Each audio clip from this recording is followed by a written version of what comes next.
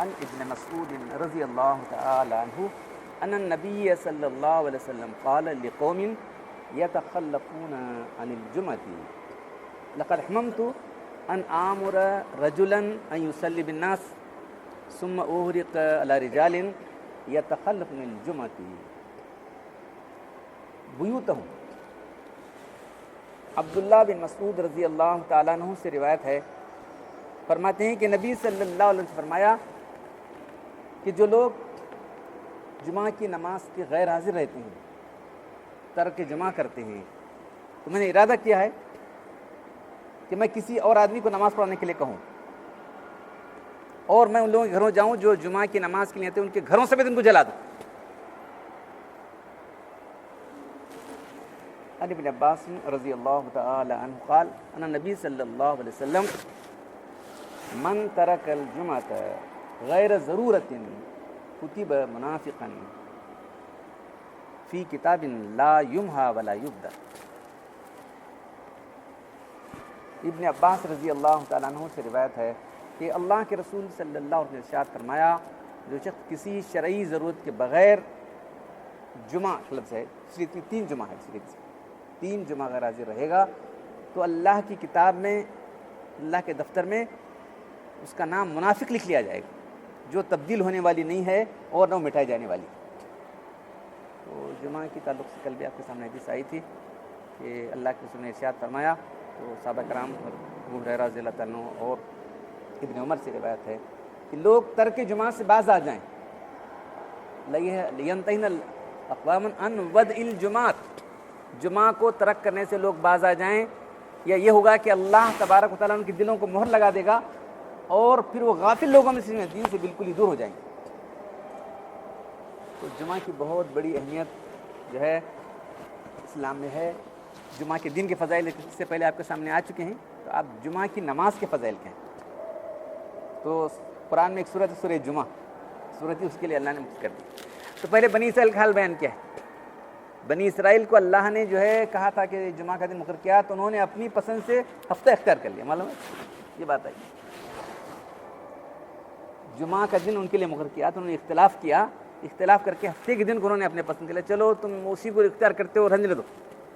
اس پر بھی قائم نہیں رہے، معلوم ہے اس پر بھی قائم نہیں رہے۔ ہفتے کے دن جو ہے اللہ نے ان کی آزمائش کی کہ ایک بستی تھی جو دریا کنارے لوگ رہتے تھے، کہا کہ آج کچھ نہیں کرنا، تم پورا دن عبادت کے لیے مقرر کر دو، بس پورا دن عبادت کے لیے مختص کر دو، کچھ بھی دوسرا کام نہیں کریں گے۔ اب وہ مچھلیاں پکڑ کے کھاتے تھے، اب اللہ کی ان کی آزمائش ہوئی تو جو ہے مچھلیاں ہفتے کے دن اوپر آنے لگی، باقی دن تہ میں چلی جانے لگی۔ ان کو دل دیکھ کے تھوڑا لگا کیا کرنا چاہیے، تو مچھلیاں کیا کرنا شروع کر دیا، پہلے نہیں چپ جال ڈال کے رکھیں گے، لینا نہیں مچھلیاں، ہفتے کے دن جال ڈالیں گے۔ پھر دیکھا کہ اتنی مچھلیاں اچھل کے اوپر آنے لگیں، خوب مچھلیاں سے جو جال ڈالتے ہیں بھر گئی تھی، اٹھا لے کے کھانا شروع کر دیا۔ تو اللہ نے ان کو بندر اور سور بنا دیا، مطلب کونوا قردۃ خاسئین، بندر ذل ہو جاؤ۔ تو یہ امت کو جو ہے سمجھانے کے بعد جو ہے جمعہ کے احکام دیے گئے۔ یہ قوم تھی اس طرح سے، انہوں نے اس کی قدر نہیں کی تھی، تو اللہ نے پھر جو ان کو اس طرح بنا دیا تم بھی اس کی قدر کرو۔ پہلے تو دین کے بارے میں اختلاف کر کے جمعہ کا دن چھوڑ دیا، ہفتہ اختیار کیا، پھر اس پر بھی قائم نہ رہے۔ تو جمعہ کا دن اللہ کے نزدیک سب سے بڑا دن، فضیلت تو اللہ کے دینے سے آئے گی نہیں، کس کی فضیلت کیا ہے، دنوں کی ہے، اوقات کی فضیلت ہے، یہ سب تو اللہ مقرر کرنے والے ہیں۔ اس دن اللہ کی رحمتیں بے شمار رحمتیں نازل ہوتی رہتی ہیں، اللہ کی عنایتیں بندوں پر ہوتی رہتی ہیں، توبہ کے دروازے کھل جاتے ہیں، رحمت کے دروازے کھل دیے، سب جمعہ کے دن سب بتا رہا تھا۔ تو یہ سب اللہ کی طرف سے ہونے والی بات ہے، ہم اور کسی کو فضیلت دے سکتے نہیں، معلوم ہے نا؟ فضیلت نحوست کسی کے دینے سے نہیں آئے گی، بلکہ اللہ کے کرنے سے آئے گی۔ کوئی دن نحوست والا دن نہیں، یہ بھی سمجھو فضیلت والے دن ہیں، تو فضیلت میں سب سے افضل دن جو ہے جمعہ کا دن ہے۔ اس لیے خاص نماز مقرر کی گئی ہے تاکہ سارے مسلمان جمع ہو کے جو ہے نماز پڑھیں۔ اب ہمارے امام صاحب کے نزدیک جو ہے دیکھیے اللہ کے کتنے رحم دل تھے، معلوم ہے، رحمت للعالمین کو فرمایا وما ارسلناک الا رحمت للعالمین، ہم نے نہیں بھیجا آپ کو سارے جہاں مگر ایک رحمت بنا کے بھیجا ہے۔ وہ کہہ رہے ہیں کہ میرا دل چاہ رہا ہے کہ میں کسی دوسرے کو نماز پڑھانے کے لیے حکم دوں، تو نماز کون پڑھائے تو ہے نا، اور میں خود ان کے گھروں جاؤں جو جمعہ کی نماز ان کے گھروں سمیت جلا دوں، گھروں سمیت، ایسا نہیں ان کو جلا دینا چھوڑنا نہیں، بلکہ گھروں سمیت پورے بال بچے سب کو جلا دینا، کہ اللہ کے رسول کے جملے۔ میں نے ارادہ کیا, ہمم تو میں نے ارادہ کیا ہے, ہمت جو لفظ ہمارے پاس اردو میں آتا ہے, ہمم تو میں نے ارادہ کر لیا کہ ایسا کروں. تو یہ اس کی جمعہ کی اہمیت کیا ہے یہ سمجھ میں ہمارے سامنے آتی ہے.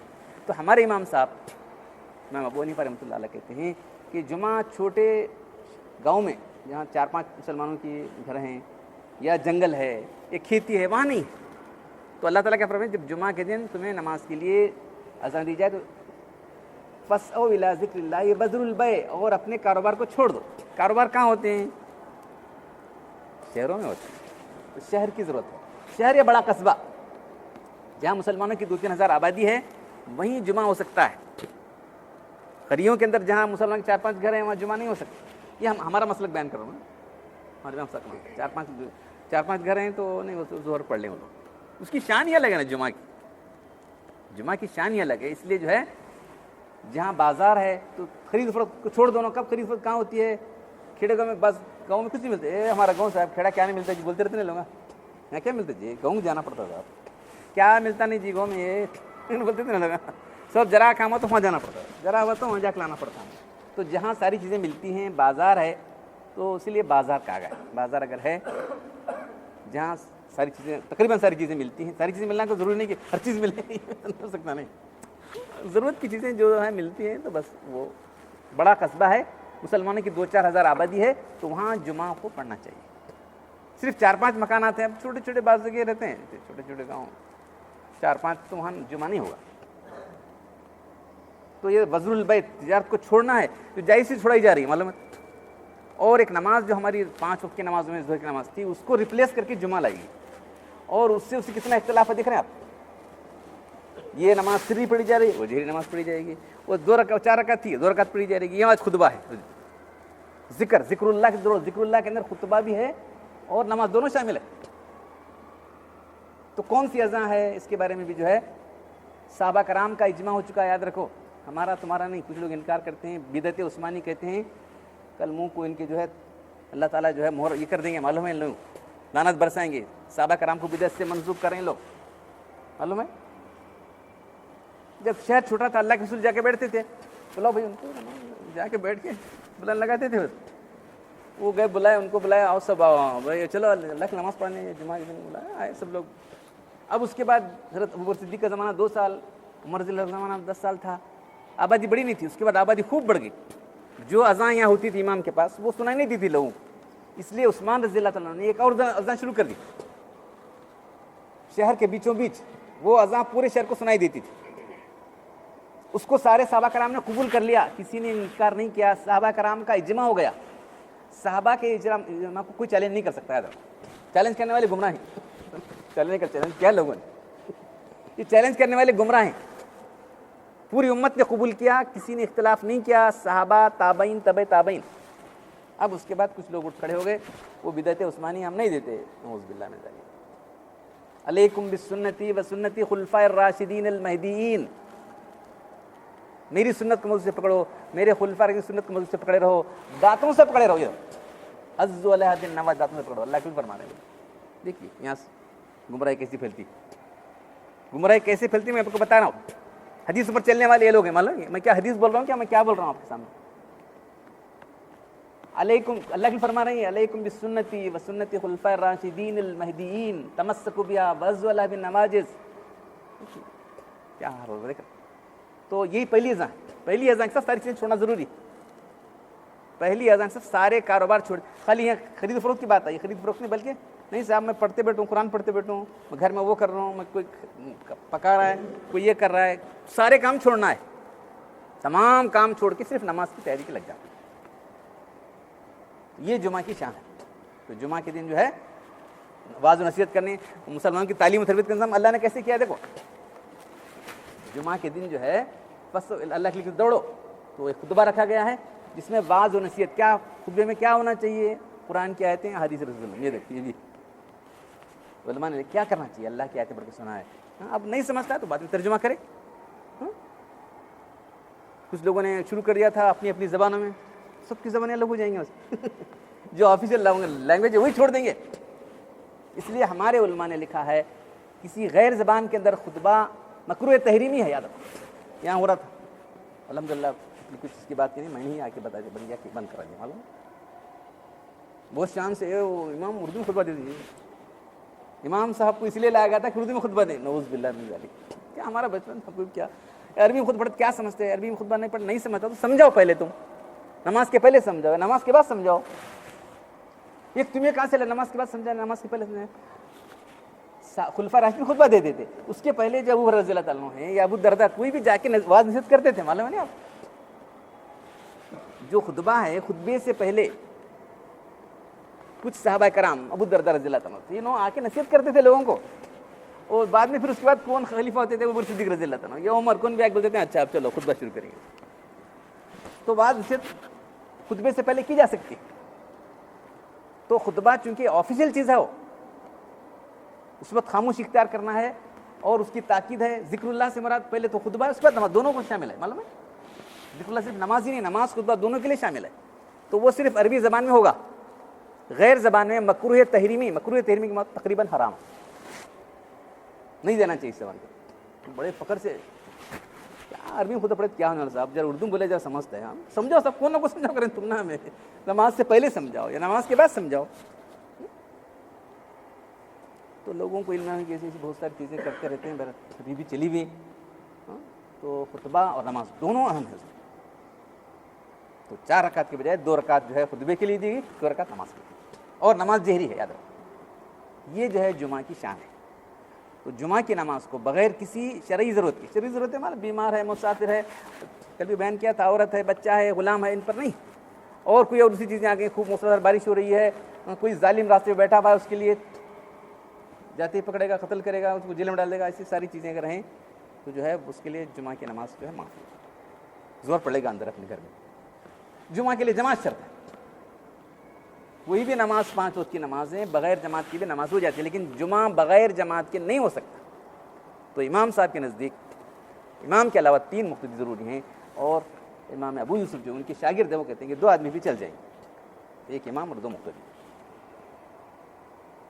تو انشاءاللہ اور کچھ بھی احکام جمعہ کے آپ کے سامنے آئیں گے.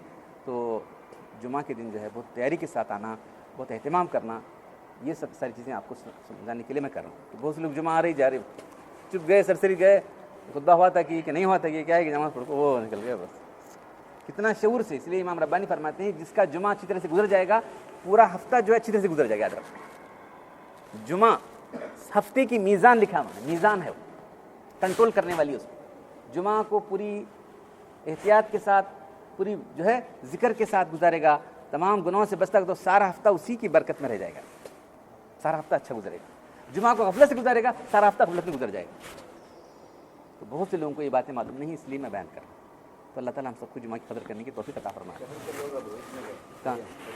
ہاں وہاں جمع ہو رہی ہے, حالانکہ جمع وہاں نہیں کرنا چاہیے. نہیں کرنا. ہمیں کیا کرنا, جانے والے شہر والے کو جمع نہیں ملنا, کہ ظہر پڑا نہیں وہاں کیا چلے, وہاں تک کرنے کا ہے. جمع ہو جاتی ہے ہماری. نہیں ہم تو قریب میں, تو ہمارا قریب کا معاملہ کیا ہے, وہ نہیں ہے, جمع نہیں پڑھنا اصل میں, پڑھ رہے ہیں. کیا کر سکتے, تھوڑے لوگ نہیں کرنا چاہیے. تو ہمیں کیا ظہر پڑھ لیتا نا, کہ جمع کرنا وہ ہے. نہیں وہاں جو آپ جس حال میں وہ کرنا ہے, مل جانا ہوتا ہے.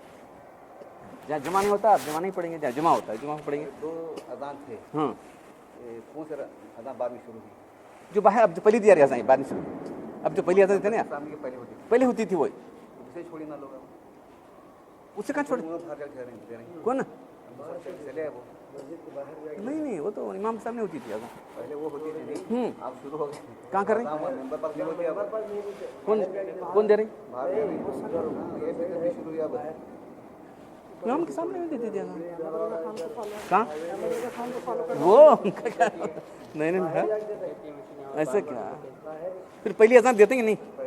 ہاں ہاں ہاں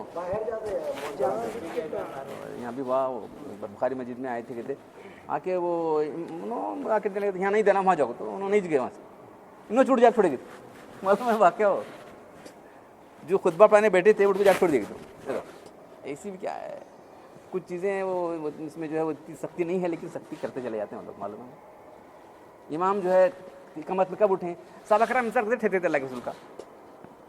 اتنا کلیئر مسئلہ ہے کب ٹھہرنا ہے اقامت کے وقت, صحابہ کرام انتظار کر ٹھہرتے تھے. وہی کیا الگ بیٹھے مسئلہ, وہ بیٹھے رہنا, کہتے بیٹھ کو حی علی الصلاۃ اٹھو, ہوا ہی نہیں مسئلہ ہے کبھی، بنائے مسئلہ ہے ان کا، انہوں نے بنا کے لوگوں کو ٹھوس رہے ہیں۔ صحابہ کرام کبھی جو ہے بیٹھے نہیں تھے، کب اللہ کے اللہ کے بازو کمرہ تھا اللہ کو، فور اللہ کے رسول نماز تیار ہو گئی، آؤ بھائی، سب ٹھہرے ہوتے انتظار کرتے تھے۔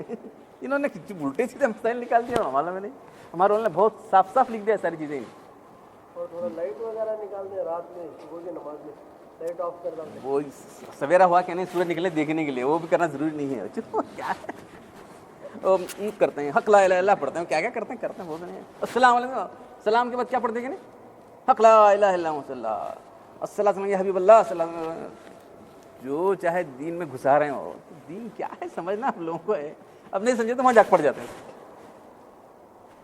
جب صحیح بات آ رہی ہے تو ماننا ہو، تو وہ ضد ہٹ دھرمی کی سوا کیا بھی نہیں وہاں پر، معلوم ہے وہ واقعہ ہم کو سنائے تھے، وہ اٹھ کے چلے گئے تھے، خود آئے تھے، اس میں بولے کہ اذان وہاں دو، بولے تو انہوں نے بولے نہیں اذان ہم یہاں دیتے ہیں، سیدھا اٹھ کے جاگ پڑ دو۔